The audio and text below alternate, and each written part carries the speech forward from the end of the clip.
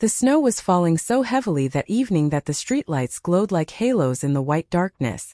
It was 2 days before Christmas, and the city had been caught off guard by a blizzard that arrived faster than anyone had predicted. Several inches of fresh snow already covered the streets, while the wind whipped it into swirling patterns that made it impossible to see more than a few feet ahead. Marcus Callahan stepped out of his office building and pulled his dark overcoat tighter against the cold. At 36 years old, with dark hair carefully styled back and a tailored suit that reflected success, Marcus looked like a man who had complete control over his life. As CEO of Callahan Industries, the technology company his father had founded, he had expanded the business into a multi-million-dollar empire. Marcus planned everything. He anticipated problems, and he solved them efficiently, but he hadn't planned for this blizzard. His driver had called an hour earlier to say the roads were becoming impassable, so Marcus decided to walk the 8 blocks to his downtown apartment instead of waiting. He had grown up in this city.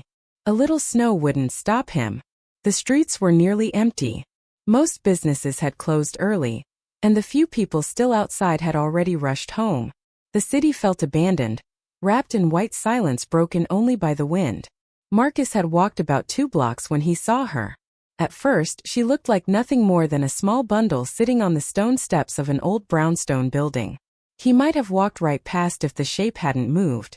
It was a child. A little girl, maybe 4 or 5 years old, sat alone on the snow-covered steps. She wore a pink coat far too thin for weather like this, and her blonde braid was coming loose. Her worn gray shoes dangled above the ground as she stared ahead with an expression far too serious for someone so young. Marcus stopped immediately. A child alone in the middle of a blizzard? He approached carefully. "Hello," he called gently over the wind. "Are you okay?" The little girl looked up at him. Her cheeks were red from the cold, and tears shimmered in her eyes, but she didn't seem afraid. Instead, she studied him closely. "Are you Marcus Callahan?" she asked. Marcus felt his heart skip. "Yes," he answered slowly. "How do you know my name?" "My mom showed me your picture," the girl said softly. "She said if I saw you, I should tell you we need help." Marcus crouched down until he was at her eye level, snow soaking into the knees of his expensive trousers. "Where's your mother?" he asked gently. The little girl's lower lip trembled. "She's at home. She's sick. She sent me to find you because she said you always leave your building around now." A chill ran through Marcus that had nothing to do with the cold. "How does your mother know that?" "She used to work for you," the girl replied. Marcus frowned slightly. "What's your name?" "Lily Foster." The name stirred something in his memory. "And your mother's name?" "Amanda Foster." And suddenly Marcus remembered. Amanda Foster had been his executive assistant 3 years earlier. Quiet, professional, extremely efficient. She had left unexpectedly after giving only 2 weeks' notice. Marcus remembered being disappointed to lose her. "I remember your mother," he said carefully. "But Lily, why didn't she call me?" Tears spilled down Lily's cold cheeks. "Because she's too proud to ask for help on the phone." Marcus felt something tighten painfully in his chest. "Where do you live?" he asked. "4 blocks that way." She pointed down the snowy street. Marcus looked at the tiny child sitting alone in the storm and made a decision. "Can you take me to your mom?" Lily nodded. Marcus removed his overcoat and wrapped it around her tiny shoulders. "Come on," he said softly, offering his hand. Lily slipped her mitten-covered hand into his. Together they walked through the storm. The wind had grown stronger, and visibility was getting worse. Marcus couldn't stop thinking about how brave this little girl had been to walk alone through the blizzard. The building Lily led him to was old and worn, located in a forgotten part of downtown. The entrance door stuck when Marcus pushed it open. They climbed 3 narrow flights of stairs before stopping in front of apartment 3C. Lily knocked 3 quick times, then twice more. "It's me, Mama," she called. "I found him." The door opened almost immediately. Marcus barely recognized Amanda Foster. The healthy, organized woman he remembered had become painfully thin and pale. She leaned heavily against the doorframe as if standing required all her strength. But her eyes were the same. Intelligent. Determined. And they filled with tears when she saw Marcus. "Mr. Callahan," she whispered. "You came." "Amanda." Marcus stared at her in shock. What happened? Amanda gave a weak smile. A lot. She stepped aside slowly. Please come in. The apartment was small but clean. A tiny Christmas tree stood in the corner with handmade ornaments and twinkling lights. Drawings covered the refrigerator, and a worn teddy bear rested on the couch. Despite the poverty, the apartment felt warm. Felt loved. Amanda sat down carefully while Lily curled beside her. I'm sorry for sending Lily out like that, Amanda said quietly. I know it sounds crazy, but I didn't know what else to do. Marcus sat across from them. Tell me what's going on. Over the next half hour, Amanda told him everything. Shortly after leaving Callahan Industries, she had been diagnosed with stage 4 cancer. She left work because treatments made it impossible to keep up. She wanted to spend whatever time she had left with Lily. I've been fighting for 3 years, Amanda said softly. But it's spread. The doctors say I probably have 6 months left. Maybe less.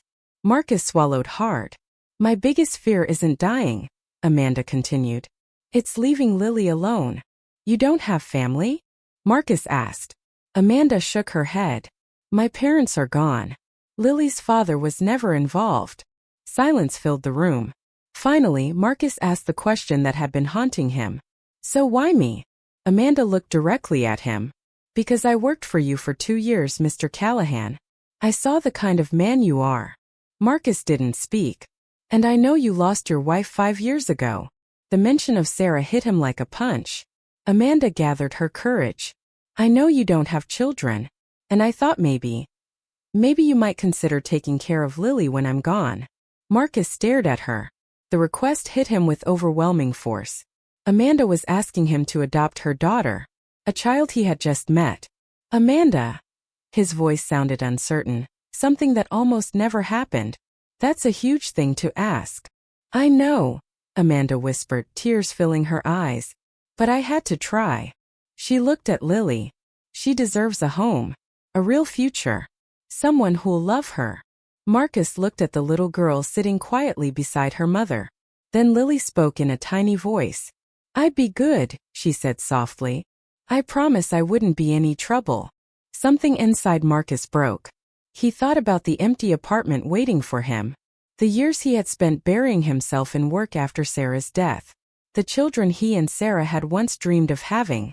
And now here was this little girl, brave enough to sit alone in a snowstorm because her mother believed he would help them. Marcus looked at Lily. What do you want to be when you grow up? He asked quietly. Lily thought seriously for a moment. A teacher, she answered. Like Miss Rodriguez. She helps kids learn to read. Marcus smiled faintly. That's a wonderful dream. And what's your favorite thing? Drawing, Lily said. And stories. Mama reads to me every night. Marcus felt emotion rise painfully in his chest. These were the moments he had once imagined having with his own child. He turned back to Amanda. If I agree to this, I need to know everything. Medical information. Legal documents. Whatever we need to do. Hope flooded Amanda's face. You mean? I'll do it, Marcus said. The words terrified him. But they also felt right. I can't promise I'll be perfect, he admitted. I don't know anything about raising a child. But I promise Lily will always be safe, cared for, and loved. Amanda broke down in tears. Lily looked confused at first. Then understanding slowly spread across her face. Really? She whispered. Marcus nodded. Lily climbed into his lap and wrapped her tiny arms around his neck. Thank you, she whispered. Marcus held her tightly. For the first time since Sarah's funeral, tears filled his eyes. The next 6 months became the hardest and most meaningful period of Marcus's life. He hired lawyers to speed up the adoption process because of Amanda's condition. He moved Amanda and Lily into his apartment so Amanda could receive better medical care. And Marcus learned how to become a parent. He learned bedtime routines, favorite foods, how to braid hair after watching online tutorials. He discovered that business skills helped with schedules and organization, but parenting required something entirely different. Patience, warmth, love. Amanda spent her remaining months teaching him everything about Lily. Her fear of thunderstorms. Her love of animal-shaped pancakes. The bedtime stories she liked best. She made videos and photo albums so Lily would always remember her. Amanda died on a quiet Tuesday morning in May. Marcus and Lily were beside her. Her final words to Marcus were simple. "Thank you for giving me peace." Her final words to Lily were, "I love you, my sweet girl. Be brave and kind." The funeral was small.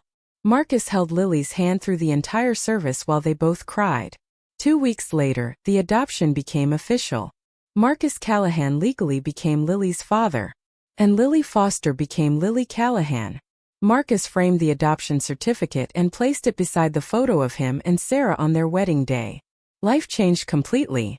Board meetings were scheduled around school pickups. Business trips became shorter.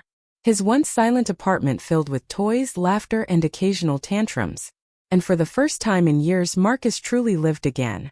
5 years later, Marcus stood in the audience during Lily's elementary school winter concert. She had grown taller now, with glasses and a blonde bob haircut she had chosen herself. When she spotted him in the crowd, she waved excitedly. Marcus waved back, his heart full. After the concert, they walked home together through the cold December evening. Lily slipped her hand into his. "Dad," she said. She had started calling him that naturally about a year after Amanda died. Every time she said it, Marcus felt grateful. "Yes, sweetheart. Do you ever think about that night when I found you in the blizzard?" Marcus smiled softly. "All the time." "Me too," Lily said thoughtfully. "I was really scared that night. But Mom said you had a good heart."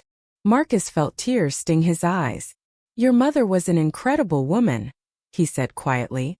"She gave me the greatest gift anyone ever could." Lily smiled. "I think she gave us each other." Marcus looked at his daughter and realized how true those words were.